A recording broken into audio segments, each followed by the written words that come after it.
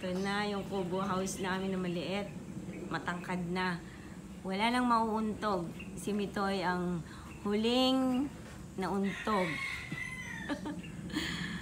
Wala nang mauuntog kahit sino dahil ano na siya, matangkad na siya. Yung lamesa ay tataas lang. Ito na, nakabalik na si Tony. Nagbalik bayan. Ayan. Si Brother Norlan yan, naka-green. Yan, wala nang mauuntog. Si Mitoy ang huling nauntog dyan. Bago umuwi ng Bicol na nagbakasyon. Yan. Patangkad na. Andoon na yung ano, yung dati. Yan.